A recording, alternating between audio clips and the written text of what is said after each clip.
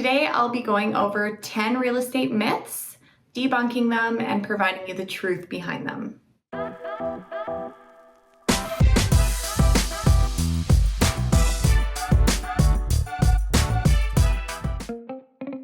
Hi, I'm Shayla Duncan with the Queen Team and RE/MAX Professionals here in Winnipeg, Manitoba.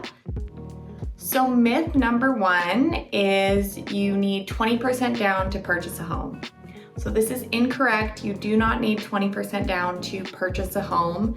The minimum required down payment is 5%. I think where this gets a little bit confused is that you do need 20% down if you want to avoid paying for mortgage default insurance. So mortgage default insurance is an insurance required when a buyer is borrowing more than 80% of a home's value. So they're putting less than 20% down. They will have to pay for mortgage insurance. And this is essentially just used to protect the lender should the buyer default or not pay their mortgage. So again, you do not need 20% down to purchase a home. You just need 20% if you want to avoid paying for mortgage default insurance. Myth number two, selling your home without a realtor will save you money. Okay, so I know what you're thinking. How rich coming from a realtor, but no, at the end of the day, in all honesty, realtors do bring a lot to the table. Whether it's negotiating on your behalf, handling legal paperwork, communicating between parties, marketing your home, you name it, they do take on a lot. And those that list with realtors do tend to get a higher return on their property as opposed to if they were to list and sell on their own. So again, obviously I am a little bit biased being a realtor myself.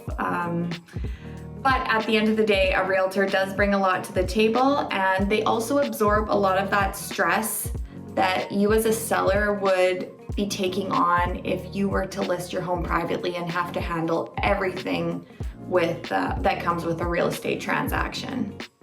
Myth number three is you should price your home higher to leave room for negotiations. So this is definitely a myth. You should not price your home higher, although it can be tempting. Pricing your home higher can often lead to your home sitting on the market, resulting in less showings and in the end, a lower sale price. So it's really important to price your home at market value. This is going to increase the amount of buyers that come look at your home and of course offer on your home, and it often can lead to multiple offers. Myth number four, spring is the best time to sell.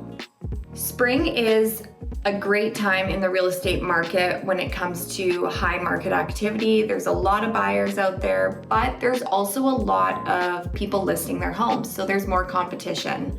At the end of the day, the best time to sell is when you are ready. That is going to make the process as seamless as possible because you are prepared for it and ready to take on what listing your home entails. So all the showings, open houses, things like that. Myth number five is all renovations increase your home's value, or you should always renovate before you sell.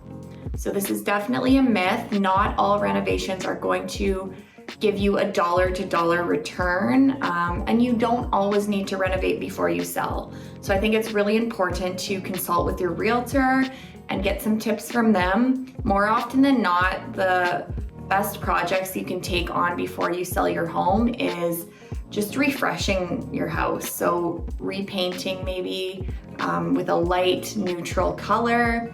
Maybe you paint the front door or enhance your curb appeal just by cleaning up the yard.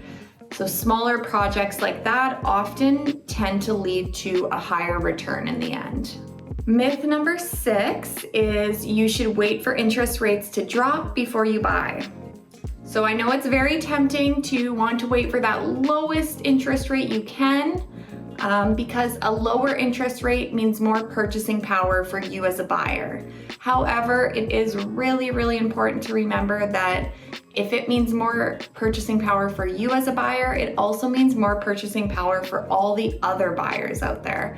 And so If right now you're sitting here thinking, I wanna start looking into purchasing a home, but I know that interest rates are going to drop, so I might as well wait for spring. Well, you should also understand that waiting for spring, you're likely also waiting with a bunch of other buyers who will all be in the market at the same time. There will be more competition, and you will likely be paying a premium or a higher price for the homes at that time. So I would just recommend reaching out to a realtor, getting set up on a home search now. And if you happen to see something that catches your eye, go and look at it. It might be worth it to purchase now or in these next few months, rather than waiting for spring market and interest rates to drop further and have that extra competition in the market. Myth number 7, you can't negotiate certain aspects of the offer. Many buyers and sellers don't realize how flexible an offer can be. So you can negotiate everything from the possession date to the inclusions and exclusions to conditions of the offer. You can really mold an offer to best suit yours and the seller's needs to come to agreement. Myth number 8 is realtors know the details of all offers on a property. So when you are making an offer on a property and you are competing with other buyers, your realtor does not know any of the conditions or details of any of the other offers. The only thing we know is how many total offers there are. So we will know, okay, you're competing against 4 other offers, but I don't know what their purchase price is, what conditions they have, what possession, any of those details. Only the buyer and the listing agent and seller know those details of every offer. Myth number 9 is all you need is a down payment to purchase a home. So this is a myth. A down payment is a very important part of purchasing, but it is not the only cost associated with purchasing.